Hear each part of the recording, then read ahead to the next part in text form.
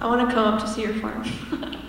Yeah, there's you can come partner with Scott and other folks. They just brought a whole group of students.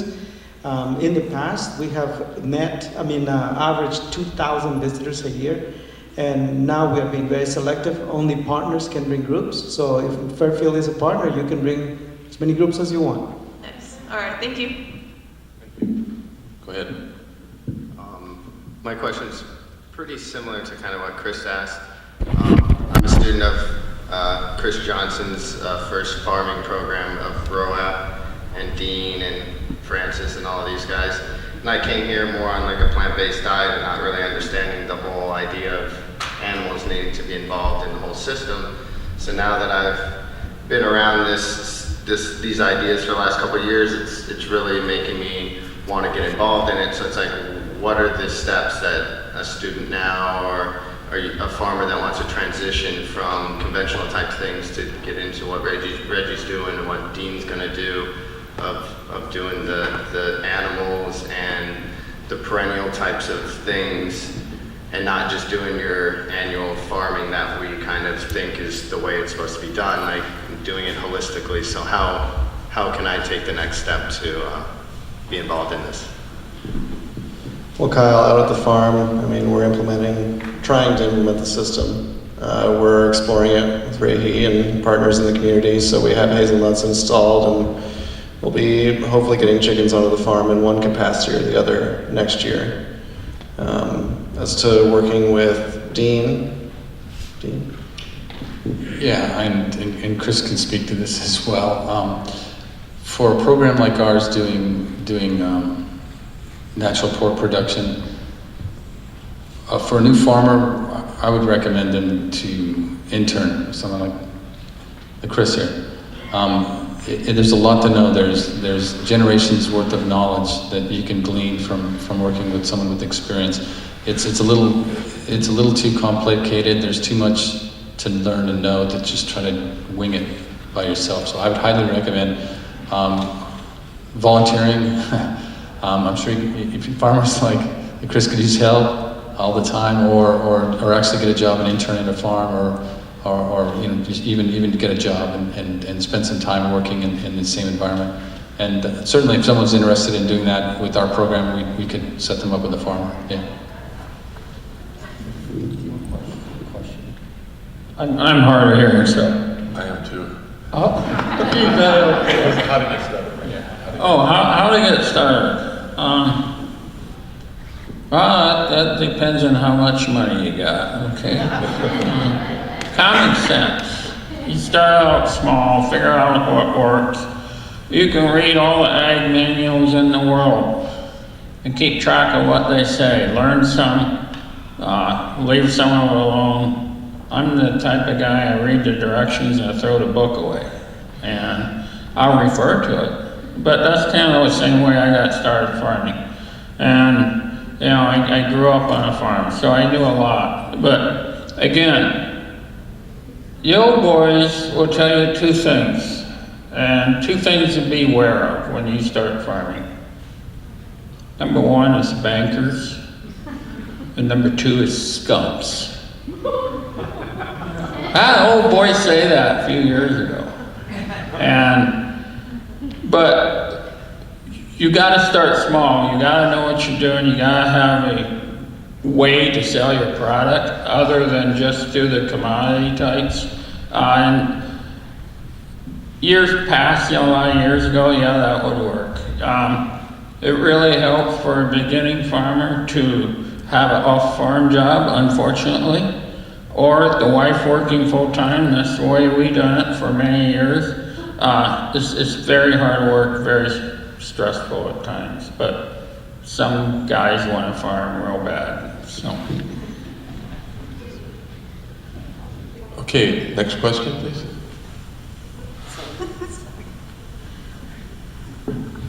When we have these meetings, we're always talking to people who are probably not farmers mostly.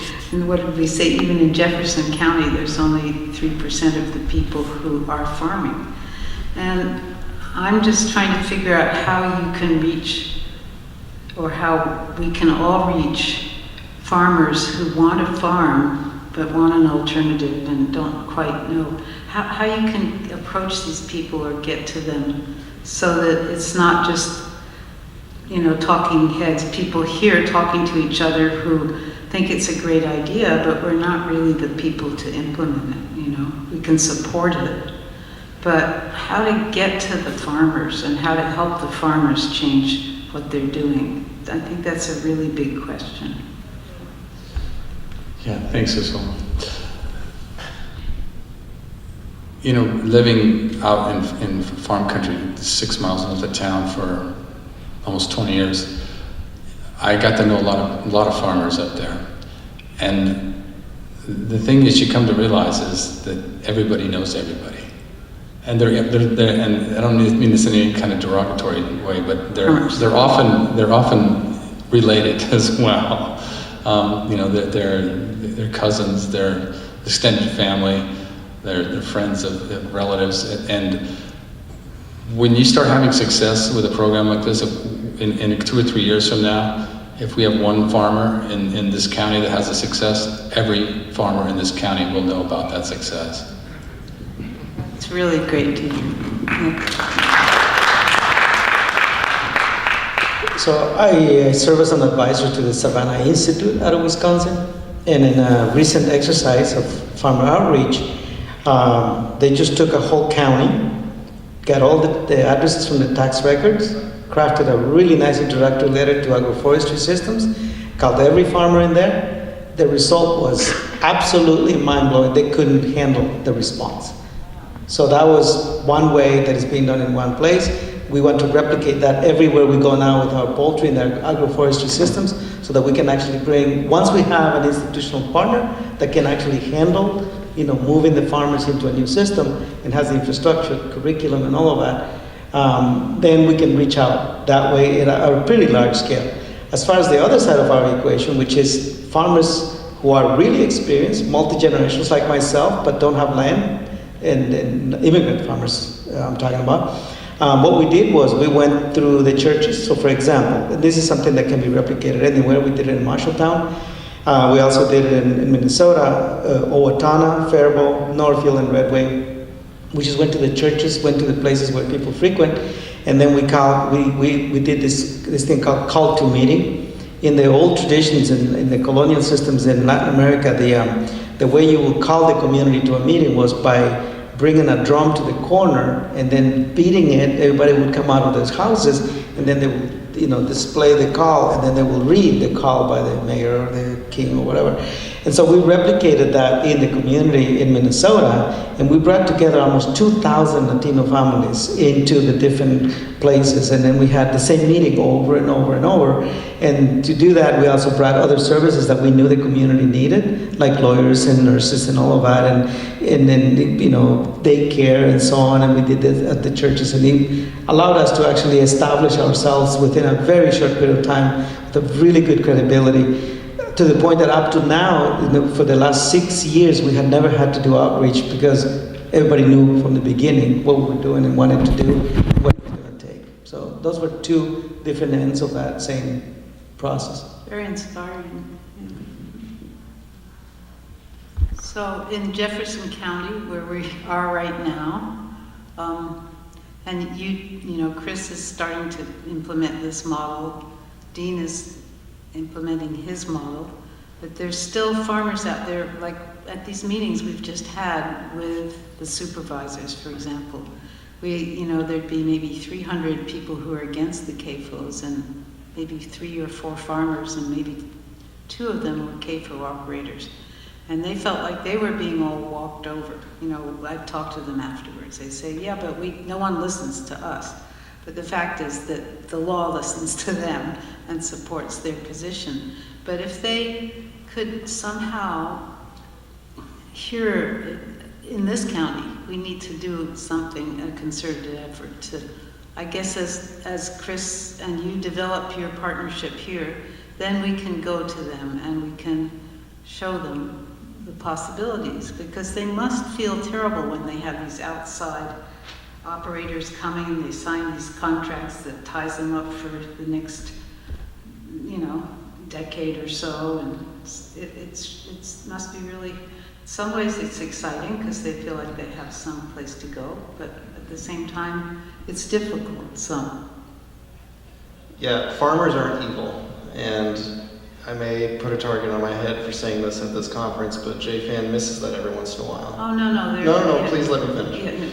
Yeah, Farmers are doing the best they can with what they have. exactly. They are trying to make a living just like everyone else. And, maybe they've been led astray into a system that is not best for everyone, but they're doing the best they can. So when everyone gets together and starts hating on CAFOs and kind of misses the human piece of the families behind them, it kind of pisses me off and makes me not want to talk to you or talk to them, or they don't want to talk to you. That's the recipe for continuing this system, not talking to each other. You gotta, despite your differences, at least come to a table and be able to not thump and yell and scream. You have to have a discussion one way or the other. That's exactly what some of us, including, we're going to be trying to create some forum where we can have 5 CAFO operators or farmers and 5 other kind of community members in a what do we call it?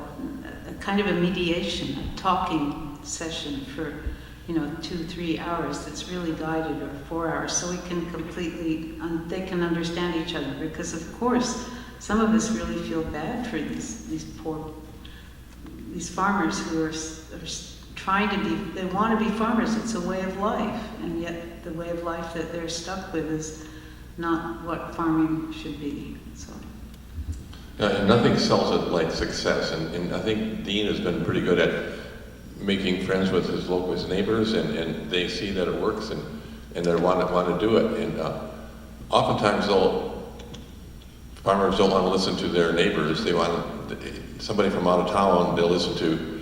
I speak at a lot of conferences, and sometimes an expert is just another damn fool from 100 miles away, as they say. And so sometimes you need to bring somebody from outside to convince local people. Next question, please. Okay, I have a chicken question and then a pig question. In the free-range model for chickens, I see from your diagrams and pictures you have wire fencing. Do you use any electricity? And what do you do at night for predators? Do they all, meat chickens and egg chickens, go back into the coop? And then my pig question is, how many sows do you think a small farmer should start off with in order to become profitable?